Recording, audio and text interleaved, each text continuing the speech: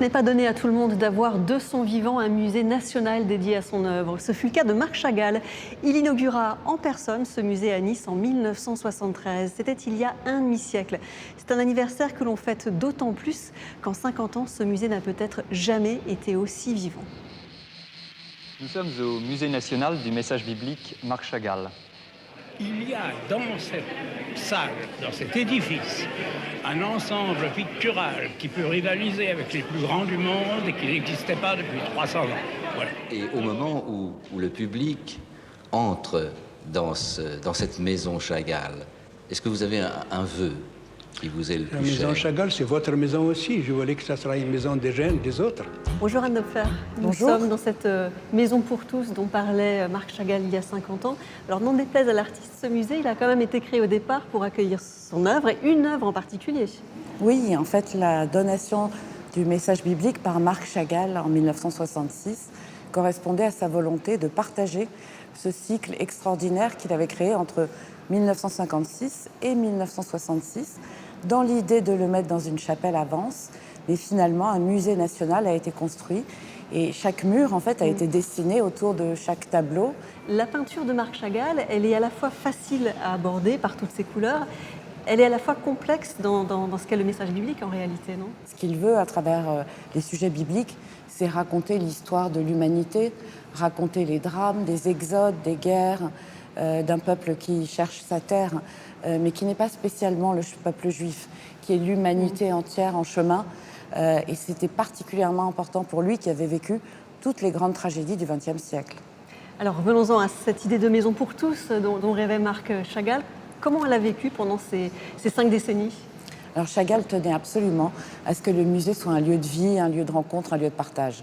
Déjà, il a voulu la création d'une salle de concert dans laquelle se tiennent depuis 50 ans des événements extraordinaires, des concerts pour découvrir le musée la nuit, des performances dansées, des ballets de Monte-Carlo, pour inviter le public à voir d'autres événements et à faire communauté ensemble autour de la volonté de Chagall. Alors ce musée qui fête ses 50 ans, on va le visiter d'une façon un peu particulière. Vous avez donné carte blanche à des artistes contemporains pour qu'ils dialoguent avec certaines œuvres majeures.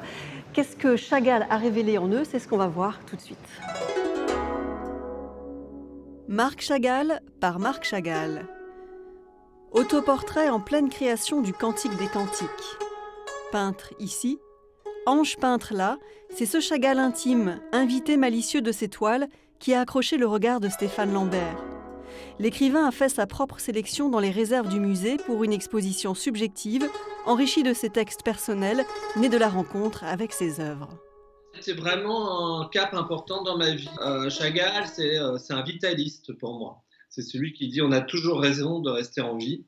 Et d'ailleurs, ce message biblique est assez édifiant de ce point de vue-là, parce qu'il avait plus de 70 ans quand il l'a réalisé, ce qui montre que la vieillesse est loin d'être un naufrage et que ça peut être une manière de s'élever encore davantage dans son œuvre et dans sa vie. Ni Stéphane Lambert, ni aucun autre des artistes sollicités pour cette exposition n'était né au moment de l'inauguration du musée. Makiko Furuiki a découvert Chagall lorsqu'elle vivait encore dans un temple au Japon. La force de leurs croyances respectives lui a dicté cette fresque en réponse à la mosaïque du prophète Élie qu'elle a entourée de créatures fantastiques. Il y a un reflet en fait de ce que j'ai fait et aussi la mosaïque de Chagall. Et c'est en fait il y a une collaboration incroyable. En fait, ça m'a fait vraiment envie de pleurer en fait une fois. Exprimer Chagall avec le langage du corps, c'est le défi relevé par Mimosa Koike, danseuse au ballet de Monte-Carlo. Son terrain de jeu, c'est l'auditorium et la lumière des vitraux. Des fois, je danse avec le personnage. Des fois, j'essaye d'être la couleur parce que c'est sous bleu. Il peut être aussi dans le profond de la mer ou le ciel.